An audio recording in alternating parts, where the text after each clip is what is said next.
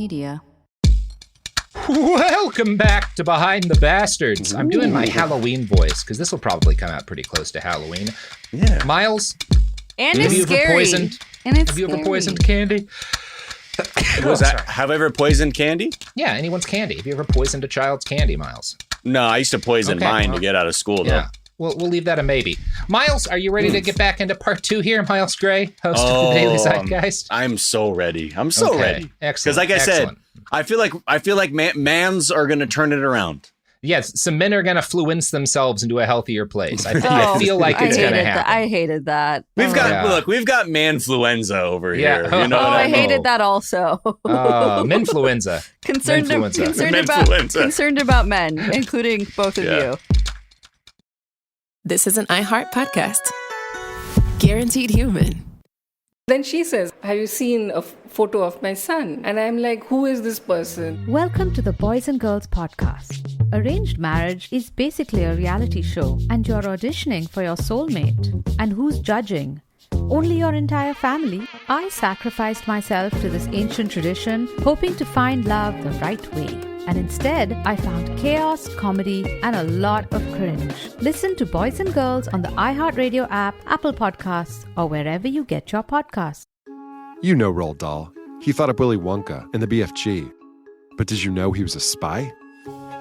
In the new podcast, The Secret World of Roald Dahl, I'll tell you that story and much, much more. What? You probably won't believe it either. Was this before he wrote his stories? It must have been. Okay, I don't think that's true. I'm telling you, the guy was a spy. Listen to The Secret World of Roald Dahl on the iHeartRadio app, Apple Podcasts, or wherever you get your podcasts. Hi, listeners. I'm Anna Sinfield, the host of the Girlfriend Spotlight, and I've got some great interviews coming your way. I'm also excited to tell you that you can now get access to all episodes of season 1, 2, 3, and 4 of The Girlfriends, and every single episode of The Girlfriend Spotlight 100% ad-free, and 1 week early through the iHeart True Crime Plus subscription, available exclusively on Apple Podcasts. Plus, you'll get access to other chart-topping true crime shows you love, like Betrayal, Paper Ghosts, Piketon Massacre, The Brothers Ortiz, What Happened in Nashville, Hell and Gone, The Godmother, and more. So don't wait. Head to Apple Podcasts, search for iHeart True Crime Plus, and subscribe today. When segregation was a law, one mysterious black club owner, Charlie Fitzgerald, had his own rules. Segregation in the day, integration at night. It was like stepping on another world. Was he a businessman, a criminal, a hero? Charlie was an example of power. They had to crush him. Charlie's Place, from Atlas Obscura and Visit Myrtle Beach. Listen to Charlie's Place on the iHeartRadio app, Apple Podcasts, or wherever you get your podcasts.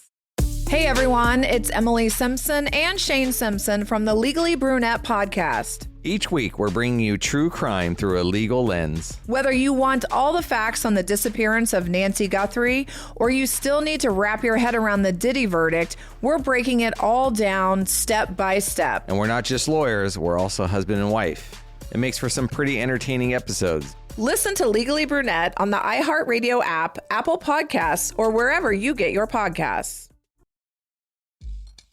So, I'm going to start this episode by returning to the distant past and the next era of masculinity gurus to come around after the stock market collapsed. One of the first guys through that particular door was a man that you probably heard his name, Charles Atlas, who in 1930 started running a series of ads in Popular Mechanics bragging, "Let me prove in 7 days that I can make you a new man." Now, Atlas was obviously not the first guy to promise insecure men that he could make them huge, and that in doing so, he would solve every problem in their lives. But he was probably the most muscular of the first generation of these guys. Right. As the Depression faded and the war years came, Atlas was also the first to realize that magazines meant for mature adults, like Popular Mechanics, weren't the best place to target insecure young men. To do that, you had to reach them in comic books. Charles placed ads in every comic under the sun. because this was a hungrier era in general, he didn't tend to focus on like trying to get men, to lose weight or whatever. That really wasn't a thing, right? Trying to convince them that like they're fat and out of shape. That wouldn't really work in this era because everyone's starving. So instead, he mocked them for being too skinny. This tactic culminated in his famous 97-pound weakling ads. Here's an early example, right? And to think they called me skinny. Give me 15 minutes a day and I'll give you a new body. And then we see a very oily Italian man, right? Yeah. I mean, just as beautiful. Shiny as the day is long. Leopard print undies. Mm-hmm. Shining portrait painted of masculinity. on him. There's a little box underneath him, right above his knees, that says, Charles Atlas, holder of the title, the world's most perfectly developed man. Now, that you're wondering, where does that title come from? Who made up that? Who decided that? Yeah, we'll talk about it. He did. Now, what really made Charles stand out in a crowded field of fitness gurus was his laser focus on fucking with the self-confidence of boys and young men reading his ads, right? He was the guy who was like, I'm just going to use body dysmorphia to make all of my money. Right, to make money, yeah. And he really did it, probably the first guy I saw doing it in a really organized way that I've found that's like really unhealthy in a very modern way, where he just wants you to feel bad about your body. Right. His most popular 97-pound weakling ads were comics themselves, so he is really targeting kids to make them hate their bodies. And the premise of like most of these was that a bully at the beach mocks our protagonist for being scrawny. In the comic I have here, he's saying, "Hey, skinny, your ribs are showing. Don't let him hit you, Joe. Watch what you say, fella. Shut up, you bag of bones." And then the muscular guy hits our hero, who takes Charles Atlas's getting jacked course, becomes swole, and then goes back to the beach to beat the shit out of this guy and presumably take back his woman, right? Right. That's how it works. Yeah. After he beats up the beach bully, his girlfriend says, "Oh, Joe, you are a real He-Man after all." Oh, Jesus. Thank you for winning me back. Yeah.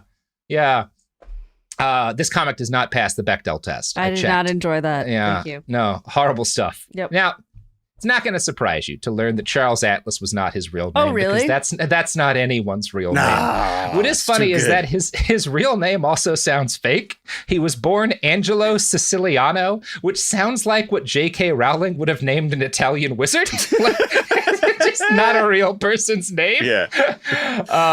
Angelo Sicilianus. Yes, Sicilianus. Italian wizard. Now, before he was a muscle salesman, he was a poor kid in Brooklyn who couldn't afford a YMCA membership and tried several fad workouts of the day without results. Siciliano thus fell for the con before he got in on it himself, treating Bernard McFadden's Physical Culture magazine as the Bible and hassling strongmen at weightlifting competitions to learn their secrets. He would later claim that the infamous 97-pound weakling story had its origins in his real life, that was a thing that actually happened to him as a kid, that he had sand kicked in his face by a bully. And then my favorite part of this is, because there weren't no Charles Atlas classes to take when he was bullied as a kid, he went to the zoo where he found out the secrets of muscle growth by watching a lion. Because his whole program was like calisthenics based. It was like, well, lions have muscles and they don't lift weights, so it must be a calisthenics problem. Holy shit. Also, I also love that logic. He just like ran down like muscle men from the circus to be like, hey, what's your secret? What's your secret? Hey, what's your secret? He would go to like muscle shows and then would like annoy them afterwards, being like, hey man, how'd you get so big? How'd you get so huge? It's like, I don't know. Lifting a shit ton of weight. They ate nothing but beef steak and picked up heavy things, bro. Yeah. It was like the 19 teens. Just raw ground beef, man. Room temperature raw ground beef. Just shoveling it in their mouths. Ick. Icarus. Yeah. Now, whatever his real secret, Siciliano did figure out how to get swole, and he made his living as a circus strongman until in 1922 he met a homeopathic doctor who'd written for Physical Culture and hired him to author a fitness course he could sell in magazines. He changed his name to Charles Atlas, and the rest was history. Now, I looked into the case of like, who declared him the world's most perfectly developed man? And Wikipedia says there's no evidence that he ever won this. This is just a thing he declared himself. But I found another source that I trust implicitly, barbend.com, which offers a free arm training ebook to readers that claims, with citations, that he did in fact win a Most Handsome Man contest held by Bernard McFadden and a subsequent America's Most Perfectly Developed Man contest held also by Bernard McFadden. So, maybe it's kind of legit, although he was sort of working for the guy. So, right. Now, Atlas was absolutely a grifter, but he came far enough back that he was at least fun, right? In his day, it was enough to be huge and make kids feel bad about their bodies. Today, his descendants, guys like Andrew Tate, have to do that.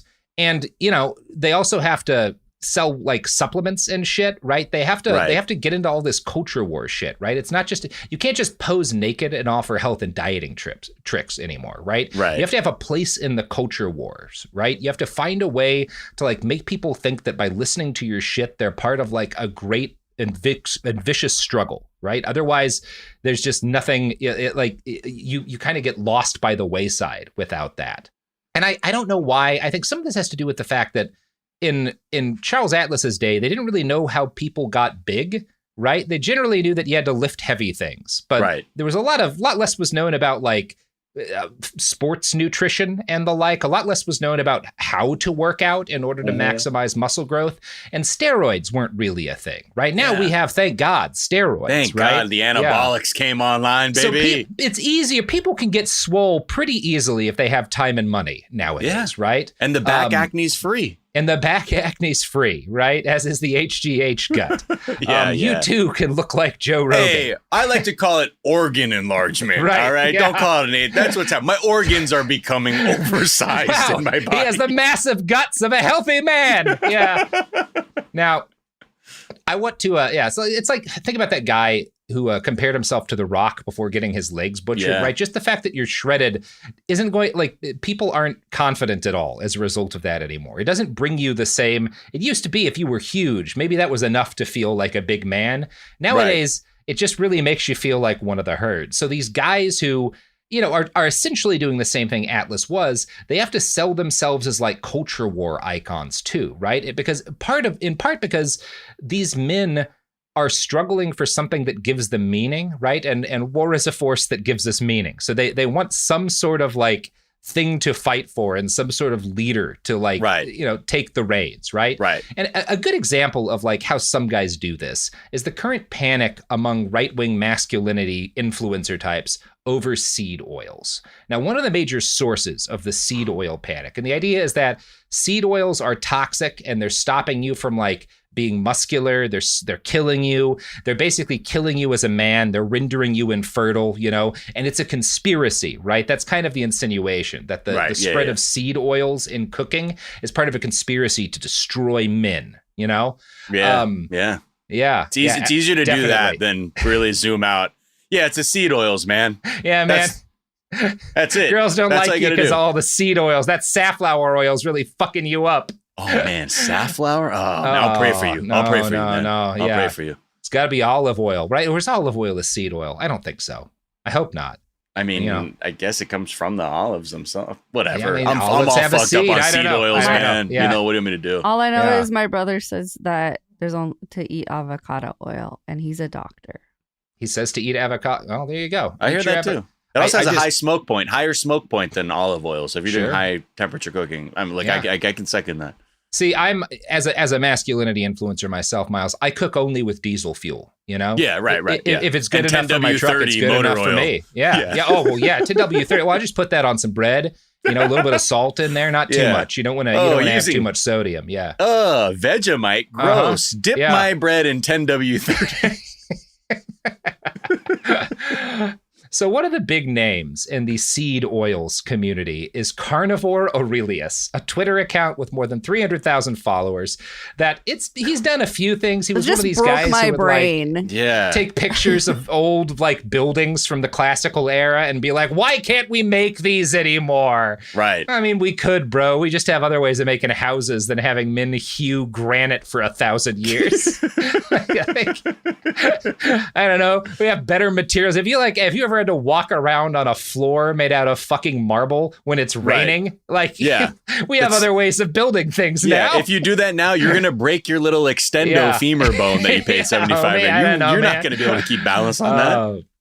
So he is one of the big guys who is pushing this idea that seed oils are responsible for all of the woes of modern life. And I don't think I need to waste time breaking down why he's wrong, but I will show you a post of his from August of 2023, which I find interesting as a mirror to the Charles Atlas ads that we started this episode with. Before seed oils were invented, everybody was hot and healthy. Less than 10% of people were obese versus 40% today, and CBD was non-existent. But in the last 100 years, seed oil consumption has increased 20 times, and so has disease. Here are studies showing why I don't eat them. And then his evidence is this picture of Atlantic Beach in 1908. Like, look at that. Look at all these. And like, what I find interesting here is that if you look at the men in this, they're like, for one thing, a lot shorter than men today tend to be, and also pretty skinny as a general rule. And if this same picture in 1908 would have been used by Charles Atlas as like evidence of how scrawny the average man is and why they need his workout program, they're all wimps. Look at these wimps. They're all going to get sand kicked in their face. Look at these bags of bone. Absolute embarrassments they are. Like Chuck Atlas, he just sees targets there, sand kicking targets. Like that boy on the left right there with the, you could see him in the left side, bottom side of the picture in the wife beater, black shirt, like that guy's getting sand kicked right in his face. Oh, yeah. So is the guy, can we call them wife beaters anymore? Is that offensive these days? Yeah, I think you're supposed to call them tank tops. Tank tops. Wink. Wow, tanks. So the military industrial complex is fine, Miles? Yeah, I guess. I don't know, man. Look, I don't make the rules, man. I don't make the rules. I'm just here to sell seed oils, man. I did, like, when I was a kid, that was the only thing people ever called those shirts. And, no adult was ever able to explain to me, like, why are they called wife beaters? No, the other one you heard was, it was a guinea tea.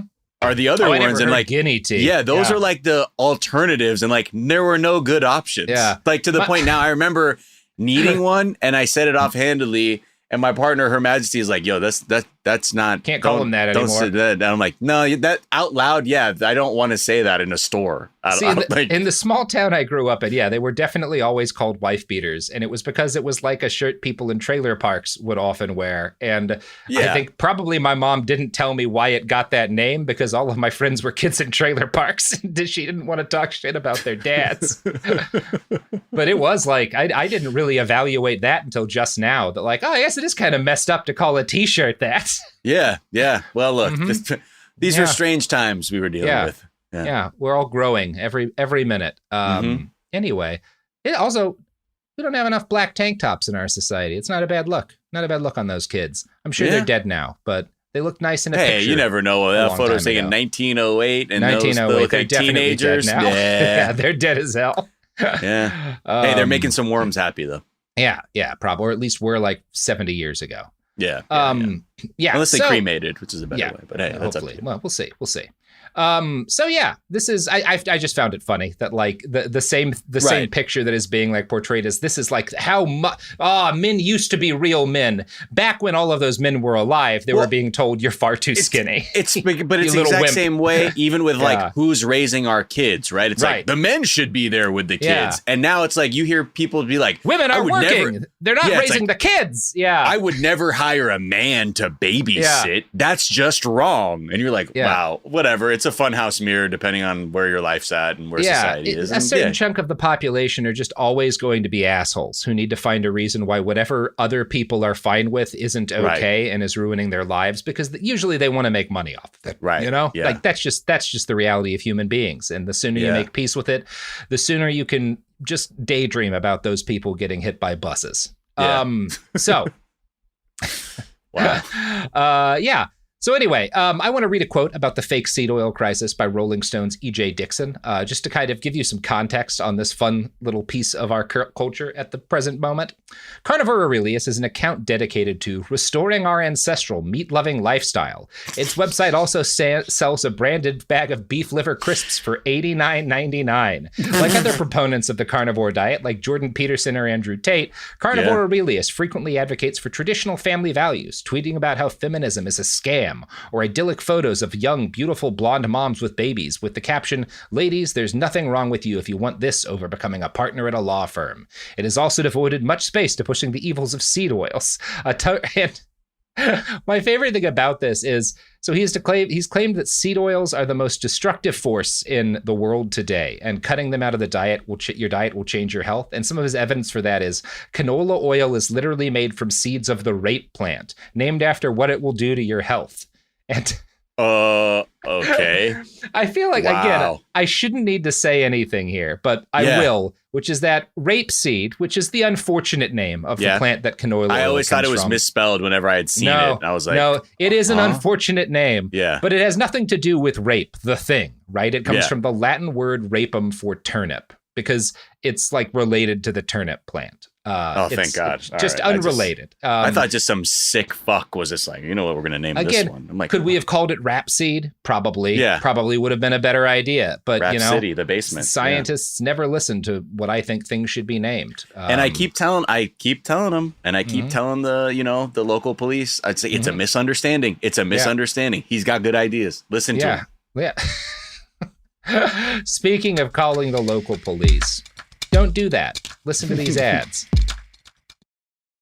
Almost 30 years together, 4 kids, and some of reality TV's most unforgettable moments, we know a thing or two about living life out loud. We're taking you behind the scenes in our new podcast, Between Us, with me, Heather Dubrow. And me, Terry Dubrow. Between Us isn't about perfect lighting or curated Instagram grids. It's the unfiltered, behind closed doors conversations you wish you could eavesdrop on. Equal parts smart, funny, and a little bit scandalous. Every week, Heather will bring you an unapologetic take on the headlines, the trends, and the cultural moments everyone's texting about. And Terry will deliver insider beauty, health, and wellness insights you won't find on TikTok. Together, we'll tell the stories, spill the secrets, and share the hacks that keep life, marriage, and everything in between feeling fresh and fun. We may live in a gated community, but there's zero gatekeeping here.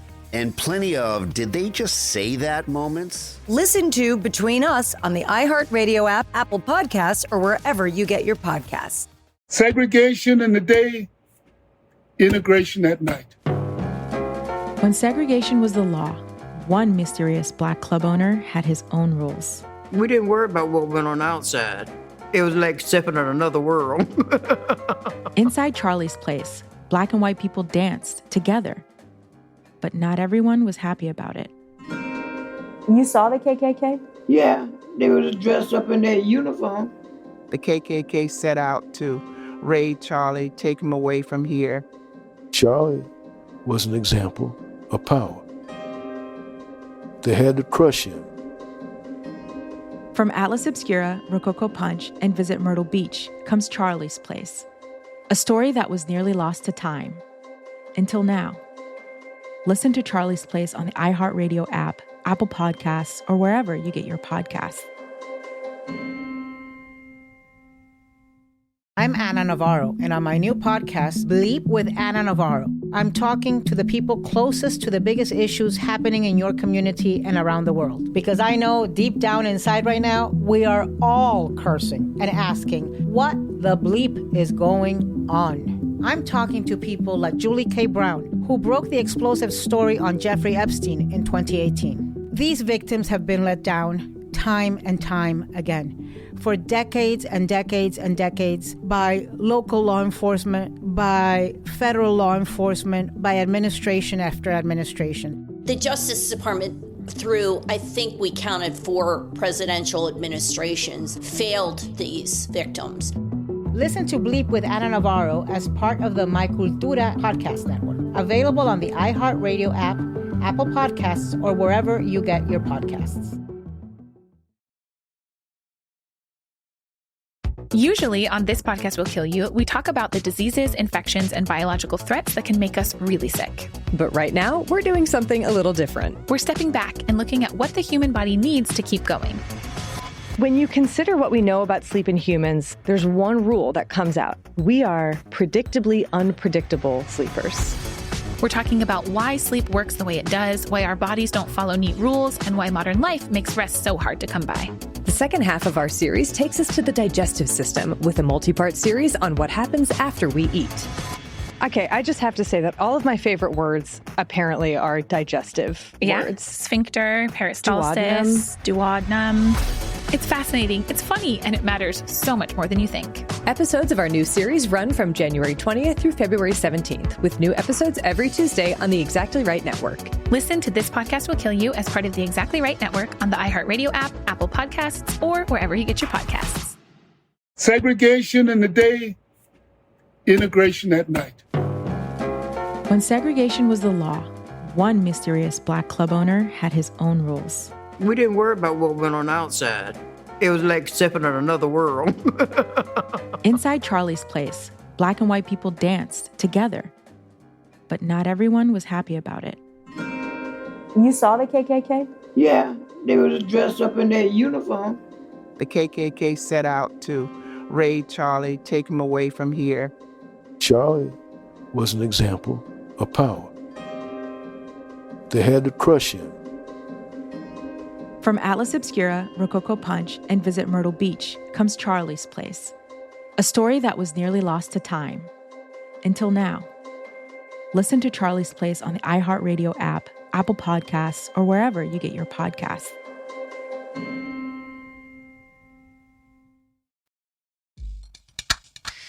And we're back. So, we are. Again, I'm not going to spend a lot of time fact-checking Carnivore Aurelius's Twitter account, in part because his fans won't listen to this show. They can barely read. Yeah.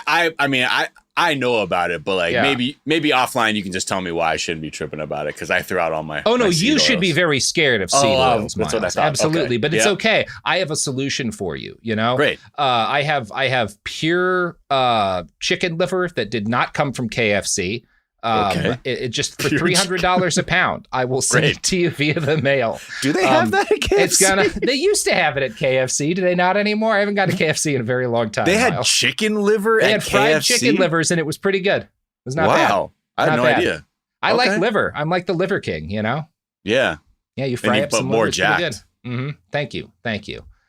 It's because of all the steroids. Oh. So, Okay, that going makes back sense. to our journey through time, you might expect the post-war era, right? The late 40s through the 50s to have been a time where like the masculinity in crisis thing wouldn't have found much purchase, right? If any period of time men were actually confident in themselves, it mmust have been the post-war years, right? Yeah. These guys went and they kicked some Nazi ass and they came back and they bought houses for $13, right? Yep. Like there was never a better time to feel like a man than this, as long as you were white, right? Yeah. PTSD as a concept didn't really exist. There's no you're need just to really drinking check your way in. through that, you know? Yeah. Or and like, that's- that poor fucker's shell-shocked. Yeah. Scared of war. Why do I scream at my kids every night? Just go back home and hit your children like the rest of us. Come on now. So this was, however, a time of crisis for masculinity, like literally every other period of modern American history has been.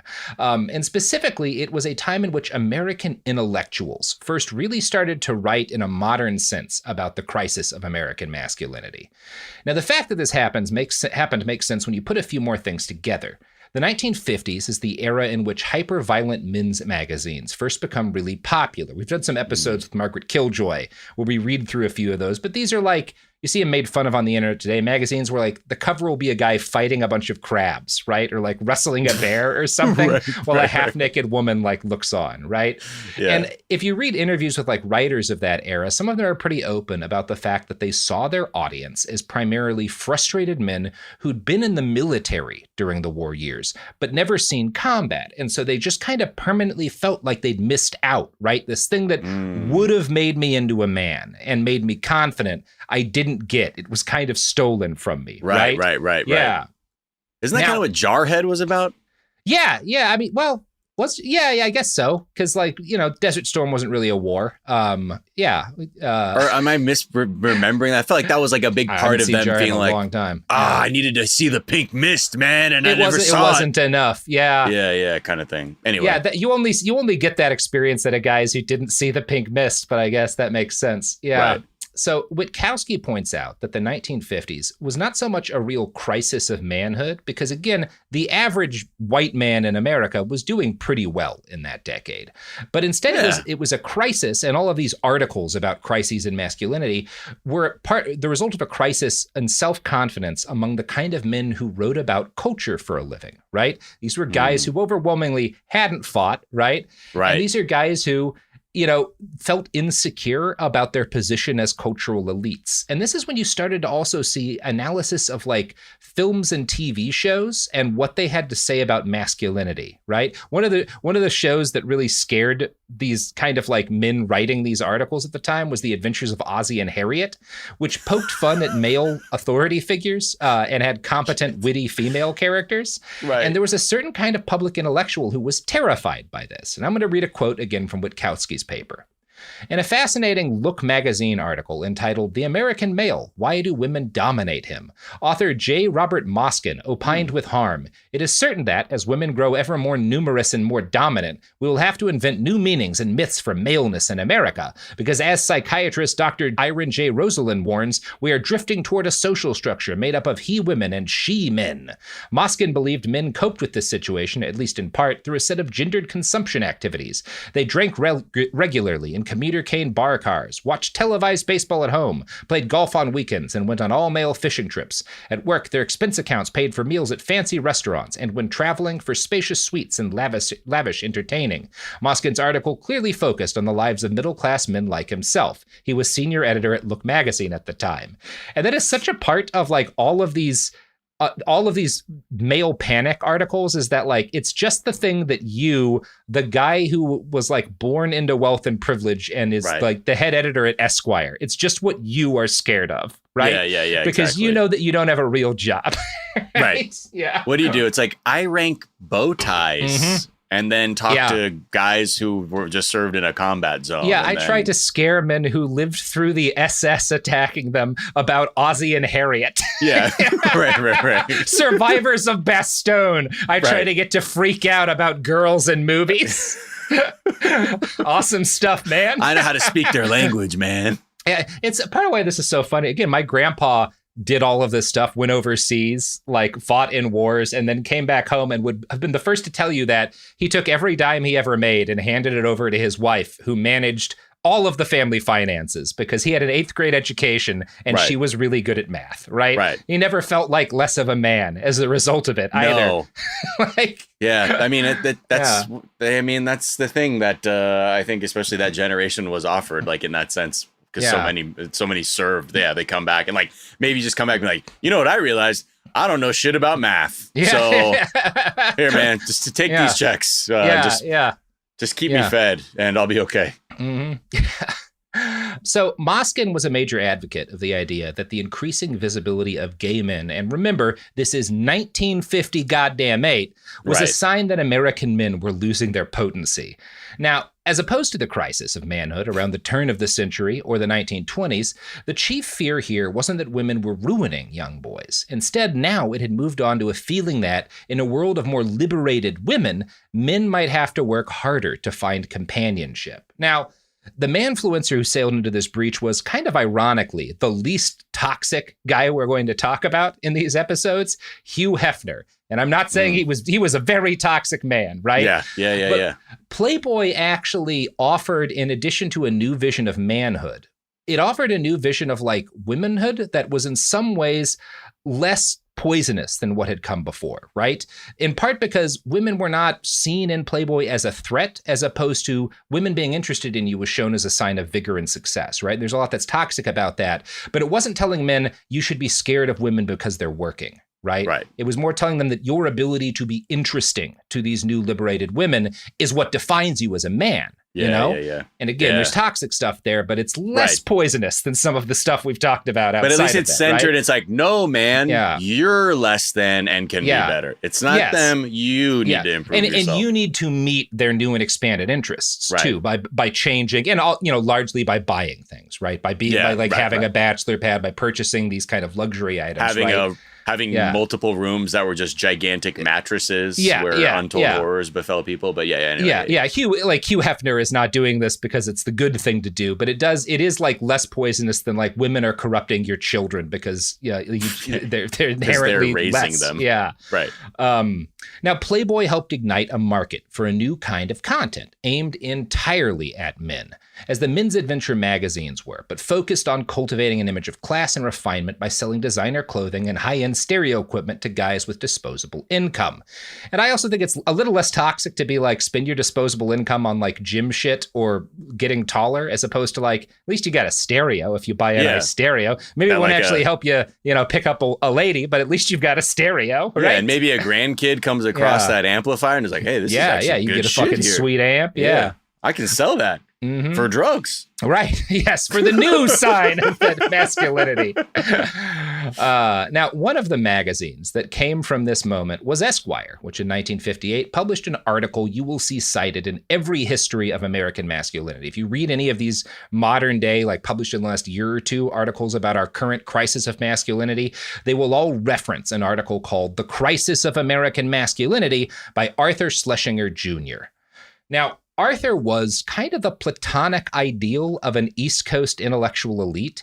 His mom's family had come over on the Mayflower. His dad was a Prussian Jew who'd converted and sent him to Exeter Academy and then Harvard. Over a long career as a political writer, he laid down the definitive first biography of JFK's White House. He convinced RFK to run for president. He then wrote a definitive book about RFK after he was assassinated. He invented the term the imperial presidency. So he's a guy people listened to. And also, I will wager, a guy who knew very little about how the average man in the U.S. felt about masculinity, right? He was not a guy who talked to a lot of blue-collar laborers, His friends are all wealthy and influential elites. In 1958, he decided to write an article that reflected their fears about manhood. Because this was the late 50s, it ran into Esquire next to one of the better cigarette ads I've seen. Miles, does this make you want to Pall Mall? Because I'll tell you what. Oh, shit. Man.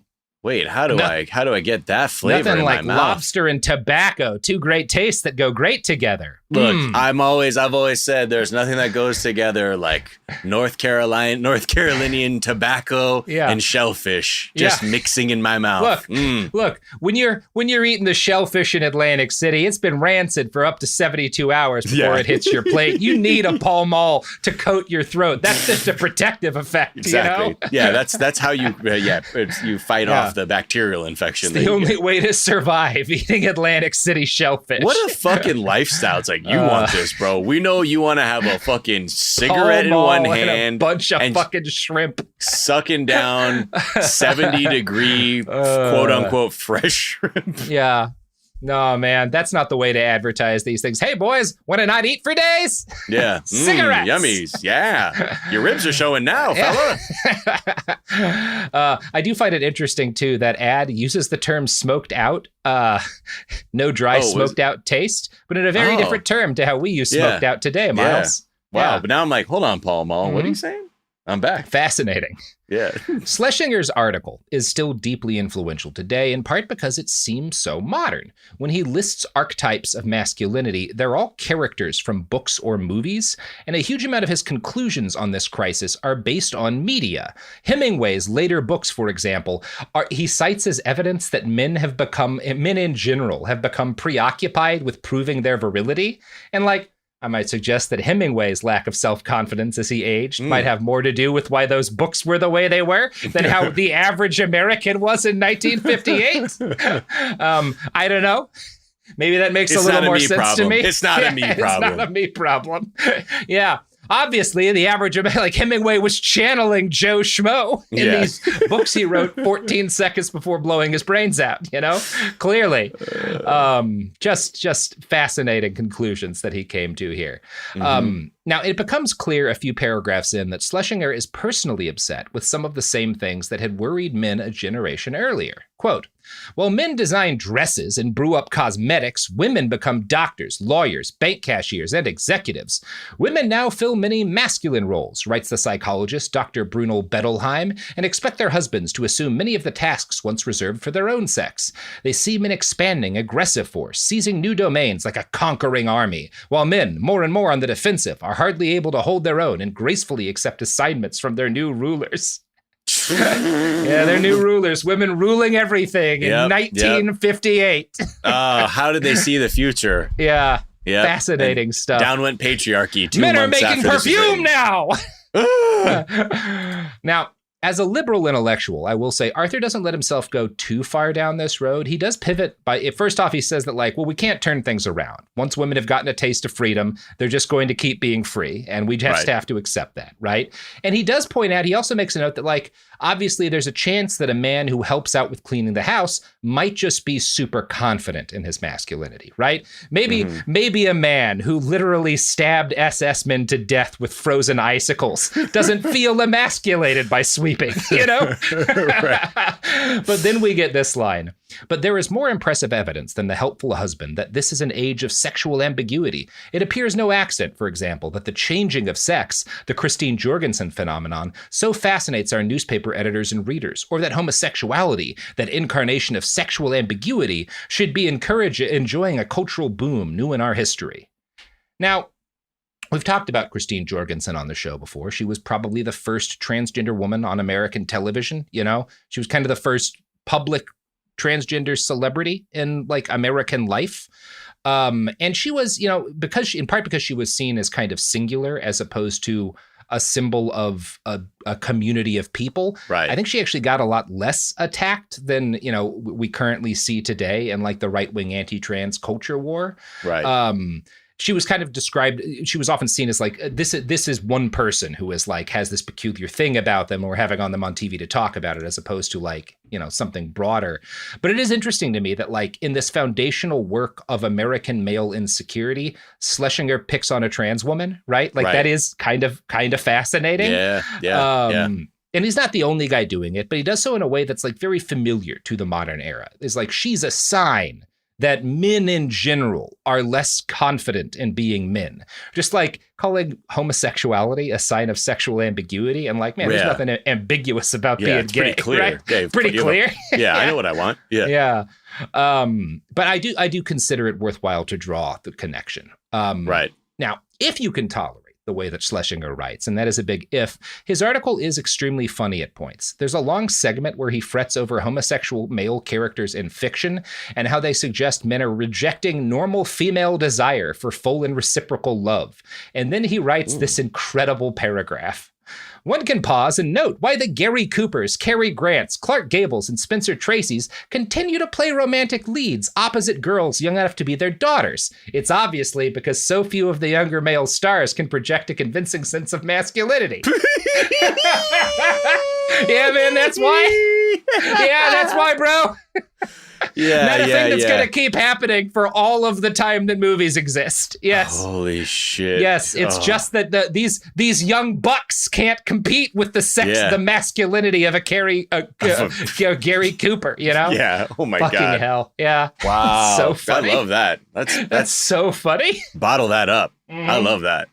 Yeah, man, it's because these guys can't get their dicks up. It's not because a lot of men like very young women. It has to be because of this. Yeah. Absolutely. Just nuts. You know what else is crazy, Miles? The deals that our advertisers will guarantee you. Absolutely so out of their mind that they have been 5150'd and are currently being held in a psychiatric facility against their will.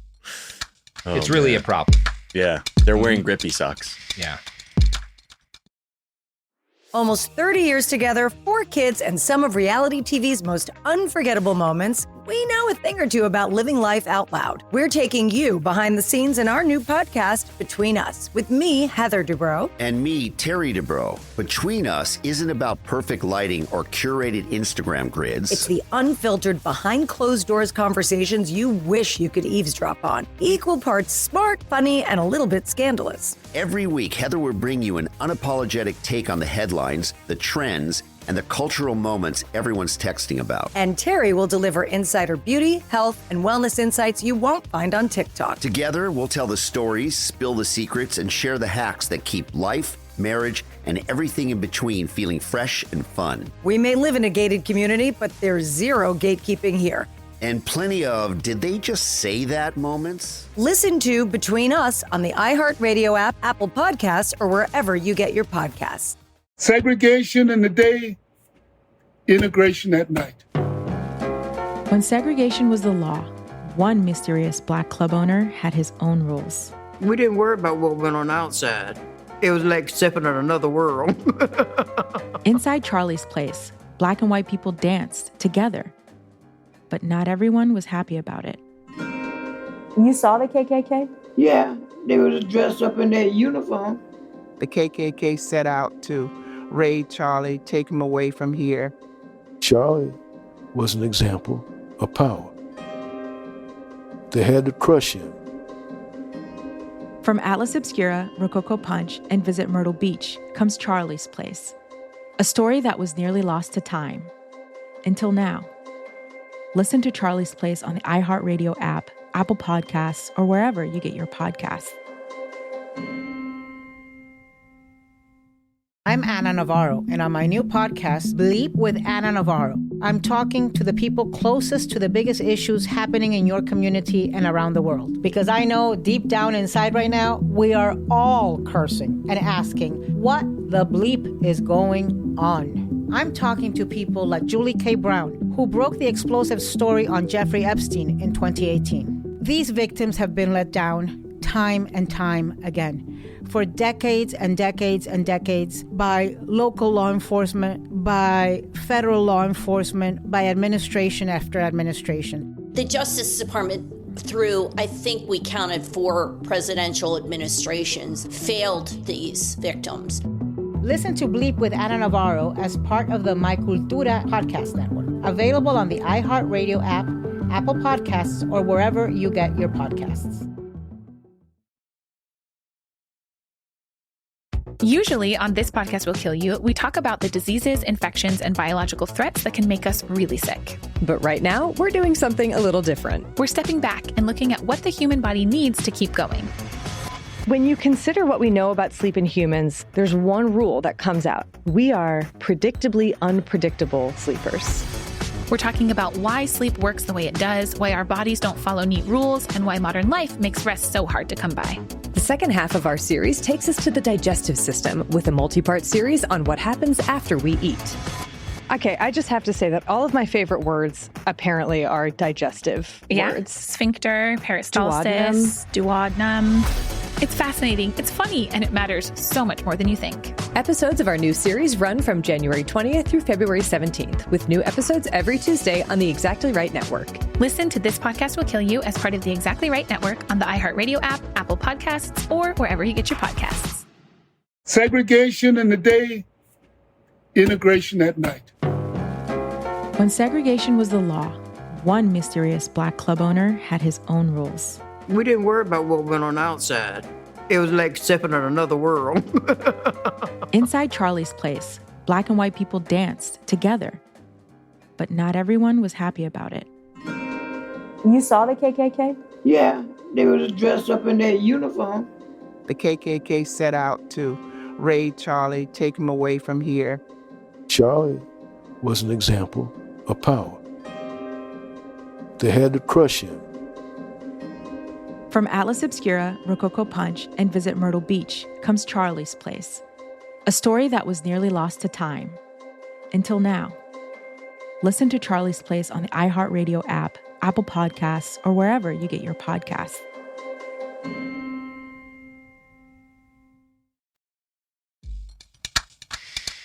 Anyway, we're back. So Arthur does come, despite some very, very silly lines, to a decent enough conclusion. I will say this is not like a hateful article. It's just deeply out of touch. And his conclusion is that there's no like recovering the old style of masculinity. Things have changed. Women now have much more freedom than they do, and that's not going backwards, right? So, and he specifically states, I'll give him credit for this, he's like, trying to go back to the old style of masculinity is as foolish as trying to bring back white supremacy, right? He describes both as the neuroses of an immature society. And then he goes on to suggest that men need to remake themselves. And this is, again, where you get to, well, you're just a deeply out of touch coastal elite, where he's like, and obviously the way for men to remake themselves is through satire and politics, right? Men should write funny articles for the New Yorker to recover their masculinity. Yeah. How many smoking jackets do you own? Get into politics, he writes. A virile political life will be definite and hard-hitting, respecting debate and dissent, seeking clarity and decision. Basically, he's like, to solve the crisis of masculinity, we need to redefine masculinity as like writing pithy articles for a living and political columns, you know? Which is exactly what he does. Arthur Schlesinger, a man who is not at all insecure about his manhood, does for a living. No, but I comment on it. Yeah, I just find that so funny. Now, obviously, Miles, in our modern era, where men still control most of the wealth and power in society, one of the best ways to profit off the masculinity crisis is to sell guys like Arthur Schlesinger, who himself was not going to make fun of his appearance, but if you look at a picture of him, not an imposing figure, right? No. To sell guys like that an image of masculinity they want to copy. And as we sort of started the episode with, the model is very consistent across all of the grifters today, right? And it's a guy who looks like a Navy SEAL in a movie from the mid-aughts, right? It's like right? And to give you an example, they all look kind of like this, right? If there's a phenotype for manfluencers, the most common one by far, and like Andrew Tate doesn't match this, but a lot of them do, right? Yeah. It's this guy, he's got like kind of a military style haircut. He's got a big beard. He's either wearing a tailored suit, workout gear, or like combat gear, right? Right. Yeah. All of like 80% of the dudes in this space look like this. Or tailored tack gear. Or tailored tack gear, right? Yeah. Too skinny of a tie, personally. Too skinny of a tie, beard clearly dyed, but whatever. Now, there's a million of these guys out there, but the particular guy whose photo I just showed you is named Jack Murphy. Now, Jack came up in a similar social stratus to Schlesinger and his peers. He graduated George Mason University and then went to Georgetown School of Foreign Service, where he earned an MA in International Affairs. He has talked about his childhood as being extremely difficult and abusive. Maybe that's true. I don't know. Because this man's a liar, I'm really not going to get into it much. This is not a full BTB on the guy, but either way, he goes to Georgetown and he gets an MA in International Affairs, right? He gets a job consulting. This is not a poor person. This is a guy who gets a job consulting on 2 different charter schools in the DC area and eventually winds up running 2 charter schools. Barbara Smith, who worked under him and eventually wrote a book about the experience, claims that he fired off staff in order to collect 2 executive director salaries, making a cut like $1 million in change in the few years that he's there, right? Now, during his time in power over these schools, they had the lowest family return rates for any charter schools in the district. Cool. And by the way, he is working in a majority black district. So this is a white guy who came into a majority black district, basically took over, gutted 2 charter schools, fucked them up seriously, and pocketed the money, right? Yeah. That's Jack's Hey, school background. choice, man. We need school choice, though. Yeah. Critically important, not just a way to empower these freaks. In 2015, the year after Gamergate, Jack realized that there was an even better con out there, blogging about masculinity. He wrote in one article that year, quote, "It is our duty as men to save the feminists from themselves. Therefore, I am offering rape to feminists as an olive branch." Oh, now, this guy. Yeah. You may have heard about him. He got a lot of he kind of broached into the mainstream a little bit when he wrote that because people were very angry about it. Unfortunately, it doesn't really hurt guys like this. We'll talk about what hurts guys like this, because the good news is that Jack is no longer a major figure in the right wing, right? Now, this guy's whole life is like a conservative fantasy, right? He cashes in on hurting black kids particularly, and gets rich off of running charter schools into the ground. That's their dream, right? But despite this, he pretends to have been a liberal, and in 2018 writes a book titled Democrat to Deplorable, an attempt to take advantage of the fact that right after Trump's election, certain kinds of journalists, particularly at the Times, were starving to platform guys like him. And his hope was, I write this book, they'll all do to me what they did to J.D. Vance, right? Where I'll suddenly get all this mainstream legitimacy for explaining why very reasonable people used to be very liberal or now voting for Donald Trump. We just got forced to, right? Now, unfortunately for Jack, he was a little late in this, right? If this book had come out in like spring of 2017, right? He might have really had something here, right? That would have been the ideal time to launch this grift. 2018 is a little late. For one thing, it's after Charlottesville, right? Like, yeah, that's kind of the window. That's kind of the window. You were just a little bit too late, man. I know publishing is a slow process, homie. Like, I get it. It's tough. It's tough to make those deadlines. To his credit, he saw the future of monetizing being a guy like this, though, was in selling coaching services. And so he launched The Liminal Order, where for $100 a month, young men could learn to stop being beta males. And this is almost the same grift that Andrew Tate has set up, right? Like, it's this whole thing where, like, you pay me a monthly salary to get access to a chat room where I will coach you in being, a better man, a stronger man, right? And I think there's traffic women if it gets how to traffic women, Tate's right? I don't know if allegedly. Jack would have gotten into that. Probably if you'd given him enough time. He also started trying to rebrand as a gunfluencer and posing in badly set up tactical gear. This just is not how you do it. You don't put the gun there, man. You don't put the gun there. You want to draw your fucking sidearm and shoot yourself in the shoulder, homie? Is that what you're looking for, bro? What is he? What are you doing? What are you doing? Looks like, who did you see holding a gun that way? Yeah, I mean, it's just clearly, it's like I saw a video game cover that looked like this, and that's what I'm impersonating. We have, at this point, a couple of 100 years of men wearing guns professionally, and everyone agrees somewhere around the waist, right? We could debate the position around the waist, but somewhere around the waist. Not your sternum, Yeah. Like, what are you doing, dude, man? Oh, I just clocked that. What do you have, like a Glock on his he's clavicle? Got like a Glock on his fucking clavicle. Oh, sorry. I had to turn up the contrast on my screen to be like, fucking hell, wow. Bro. Yeah. When you pull that thing out, you want whoever you're aiming that at. They're like, dude, this thing smells like your armpit. Yeah, that's the right way to fucking carry a gun. My God, Jesus. I know. So Jack launched a podcast where he hosted guests like Mike Cernovich and Jack Posobiec, men who had been moderately more successful than him in cultivating an audience and followers with variations of the same grift. And then near the end of 2021, disaster struck. Some of his fans found that back in 2015, he'd done something besides blog about feminism. No. He'd written about his love of being cuckolded. Now, that's right. This guy's a fun one. Now, Miles, being cuckolded is a perfectly fine fetish in which a man has his girlfriend or wife or whomever pick up other men and fuck them in front of him. As far as things people do in bed go, we would call this pretty vanilla where I come from. But on the right, I watch someone have sex. Okay. Right. Okay, sure, whatever. On the right wing, 2021, cuck was maybe the single most popular insult. So it coming out as you're trying to brand yourself as an influence in this space that you are literally a cuck, not gonna go over well. Come on, right after this comes out, Jack gets interviewed by The Blaze, and he's asked about his fetish. In a Medium post, Jonathan Paletti summarizes what happened next. He exploded at the female host. I'm not going to talk about this. And basically, fuck you for bringing this up right here and right now. Why are you doing this to me? Talking to social media afterwards, he tried to get the hosts of the interview fired. It was perceived as so unhinged as to fuel curiosity about his past. Right-wingers found themselves on a Russian porn website watching amateur masturbation videos done in 2018 for a gay audience. Called Big Bad Bear 1000, here was Jack, naked on camera, calling himself hetero-flexible and talking about his history of male-male sex. I like men. I like men and I like boys. Wow. Great. The boys part. Great stuff, bro. Yeah, no, that's not great. Yeah. I mean, again, when this poor guy, you didn't have to almost blow your armpit off with a gun or any of this other stuff. You could have just lived your truth. You could have probably lived a much happier life. Yeah. Said you wanted and you still could have written a bad book, Yeah.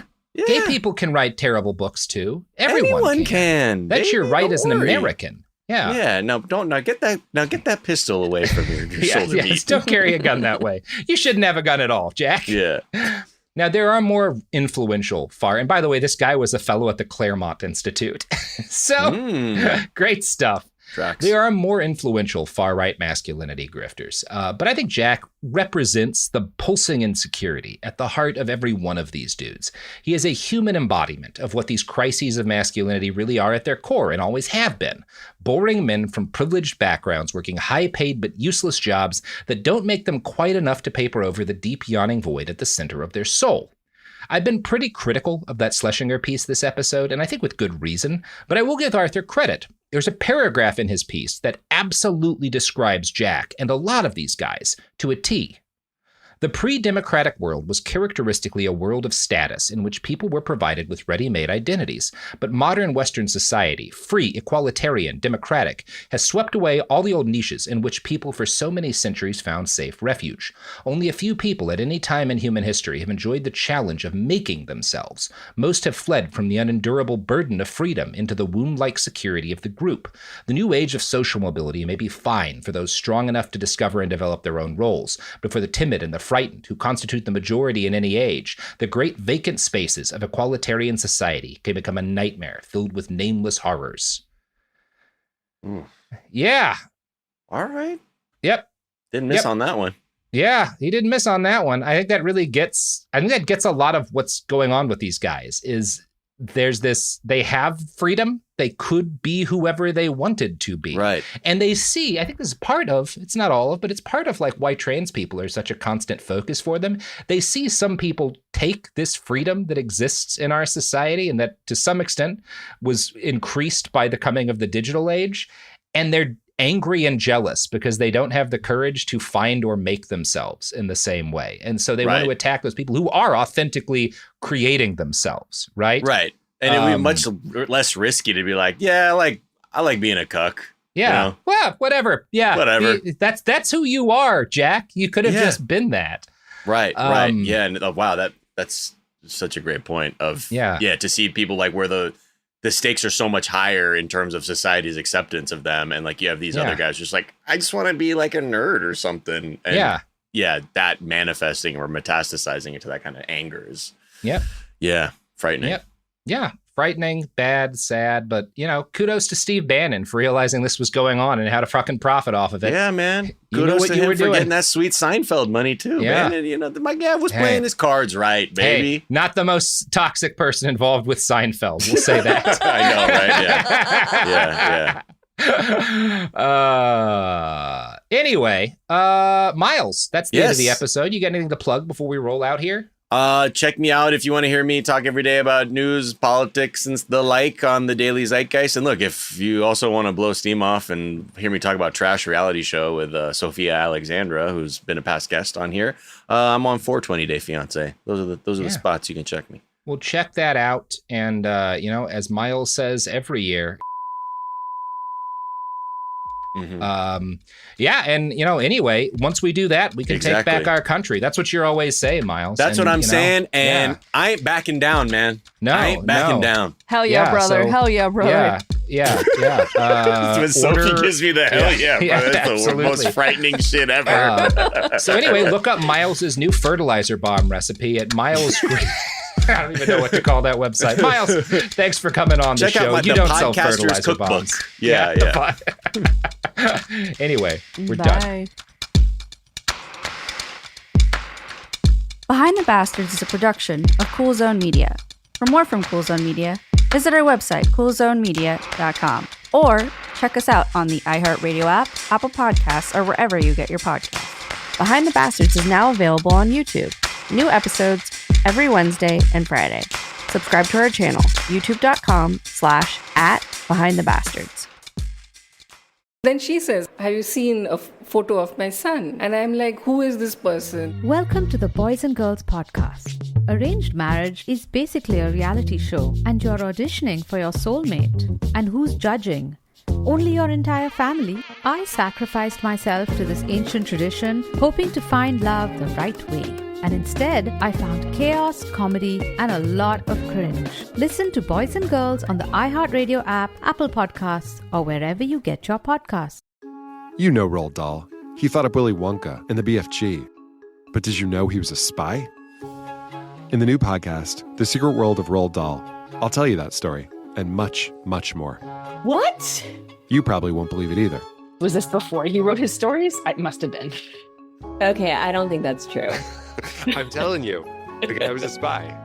Listen to The Secret World of Roald Dahl on the iHeartRadio app, Apple Podcasts, or wherever you get your podcasts. Hi, listeners. I'm Anna Sinfield, the host of the Girlfriend Spotlight, and I've got some great interviews coming your way. I'm also excited to tell you that you can now get access to all episodes of season 1, 2, 3, and 4 of The Girlfriends, and every single episode of the Girlfriend Spotlight 100% ad-free, and 1 week early through the iHeart True Crime Plus subscription, available exclusively on Apple Podcasts.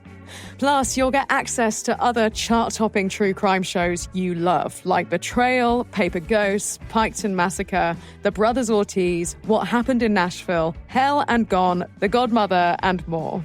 So don't wait. Head to Apple Podcasts, search for iHeart True Crime Plus, and subscribe today. Hey everyone, it's Emily Simpson and Shane Simpson from the Legally Brunette podcast. Each week, we're bringing you true crime through a legal lens. Whether you want all the facts on the disappearance of Nancy Guthrie, or you still need to wrap your head around the Diddy verdict, we're breaking it all down step by step. And we're not just lawyers, we're also husband and wife. It makes for some pretty entertaining episodes. Listen to Legally Brunette on the iHeartRadio app, Apple Podcasts, or wherever you get your podcasts.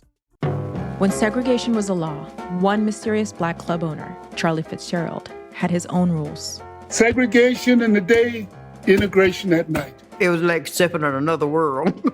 Was he a businessman, a criminal, a hero? Charlie was an example of power. They had to crush him. Charlie's Place, from Atlas Obscura and Visit Myrtle Beach. Listen to Charlie's Place on the iHeartRadio app, Apple Podcasts, or wherever you get your podcasts. This is an iHeart podcast. Guaranteed Human.